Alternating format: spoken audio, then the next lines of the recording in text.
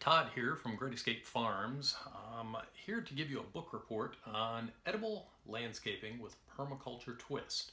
This was written by Michael Judd down here at the bottom, and he is a local author in the Mid-Atlantic area. He lives in just outside of Frederick, Maryland. I've met him several times, and he's a great guy. I got a personal autographed book here. I guess you can see his signature there.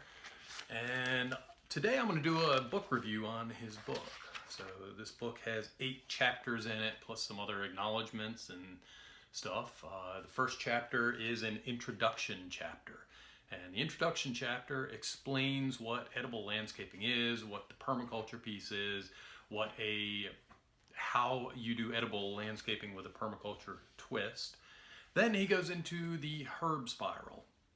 And the herb spiral is basically, as he puts it, an inverted snail shell on the ground that kind of builds itself up, and it's a spiral that goes around, and it has microclimates, and he also gives you some suggestions on where to put different plants and certain plants to put in there.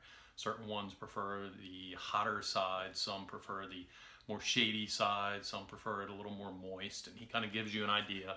The nice thing about an herb spiral is it gives you a lot of space with a lot of different microclimates in a very small area.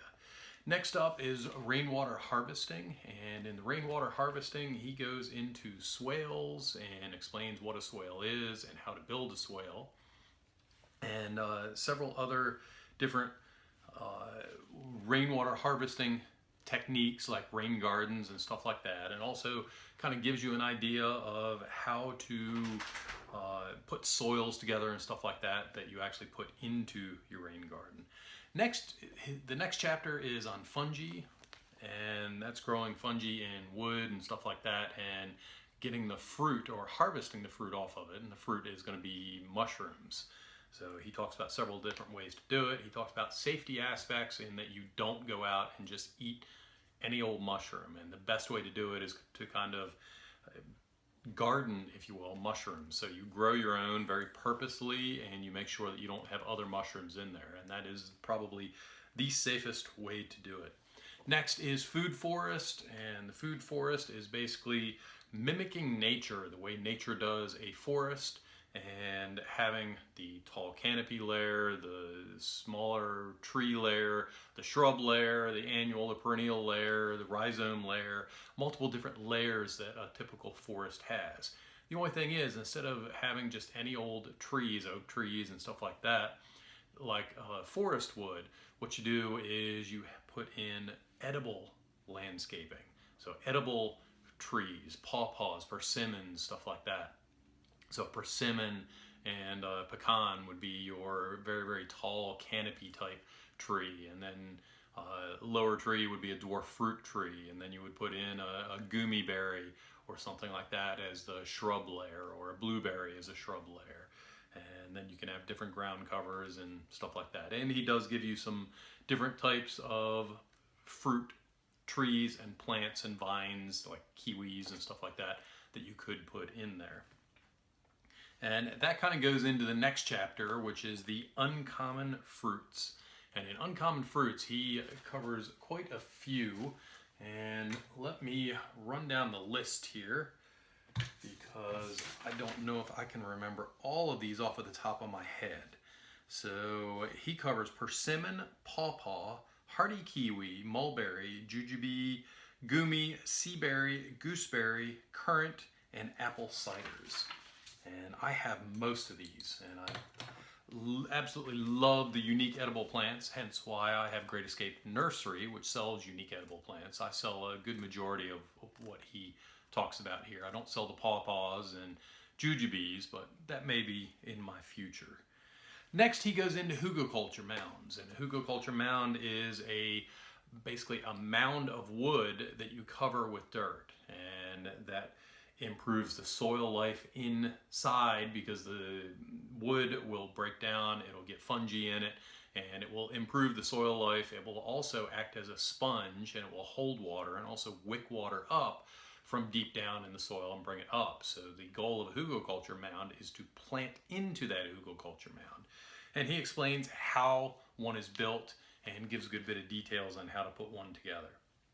Next is Earthen ovens, and that is basically making like a pizza oven, if you will, out of different earthen type products. So kind of like, if you will, mud and sticks and branches and stuff to put together. And he explains that it is much more efficient than doing it with bricks because it holds the heat in longer, which means that it takes less fuel to actually keep it up and running. So he gives great details on how to build an earthen oven, and then he goes in and actually gives you a recipe for a pizza that you can put in to that earthen oven. And then he goes in, he acknowledges some people that has helped him, and he also gives his story on how he came about permaculture and the edible landscaping and everything else. So in my opinion, this is an absolute must read for anybody that is either a novice or even an expert in gardening, because it goes into a lot of concepts that a lot of advanced gardeners may not be aware of, swales and a lot of water catchment type stuff. It is probably not the best book for somebody who is into advanced permaculture, because he covers a lot of permaculture design practices in here, but he does it at a layer that a common person can understand. You don't have to have a permaculture design certificate course or a degree or anything else. It's easy to understand by a layperson. You don't have to be a permaculture expert. So I would say, with the exception of a permaculture expert, this book is awesome for anybody, and I would highly recommend it. I am very excited myself to get out and get into some of the mushroom logs and build an herb spiral myself. And I've taken several PDC courses myself, don't really consider myself an expert. And I love this book, and I am definitely going to use it for some of the wonderful ideas that are in it. So this book is absolutely a buy, in my opinion. It is available at Amazon. I looked today, so in, let's see, September of 2016, they had quite a few copies on Amazon available via Prime for just under $20. So I highly recommend it. That is Edible Landscaping with a Permaculture Twist by Michael Judd.